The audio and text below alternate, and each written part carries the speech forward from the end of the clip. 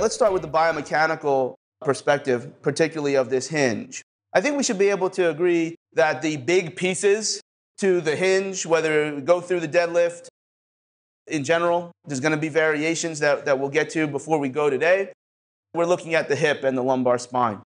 Clearly, I need the hips to be able to move at a degree that exceeds the lumbar spine.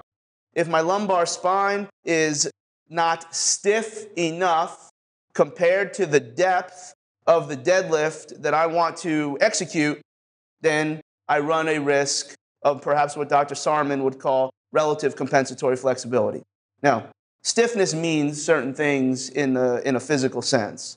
And stiffness, we can start from a muscular level. If we biopsy muscle, the stuff that's in muscle can grade stiffness. But I think it's more than just muscle that creates this connection. And when we look at biomechanics, the other pieces of the muscles that attach from pelvis through the leg, posteriorly, etc. Basically, what we also need is a joint capsule in the posterior hip that allows for this posterior migration of the femoral head. So you may have muscles that are very, very nimble and very, very supple and maybe not in need of transformation through manual therapy or needles or other really, really great things. Capsules act very, very differently than muscle because their constituency. There's much less elastin in joint capsules. So if we have a joint capsule that does not allow the femoral head to slide out the back roughly, then we're in trouble. And what we will probably execute is a biomechanical hinge that's like this. So if somebody put their hand on my back and, well, your back isn't rounding, except I am working very, very hard to not round my back. This is not good.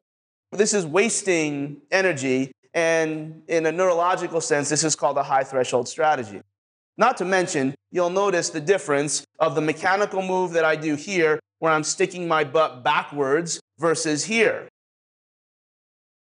The way I'm showing you, it's almost hard to not fall over a little bit.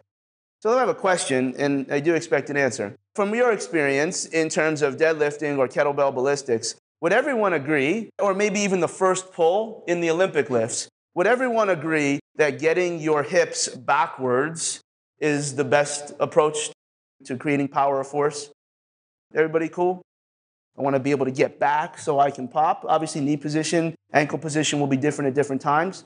If we all want to get back, not only do we need to analyze muscles here and muscles here, but we need to analyze that joint capsule. And where I'm taking to you in this biomechanical perspective, I think most of us would agree we want to get backwards as far as possible to create this slingshot of the posterior chain so we can slam forward.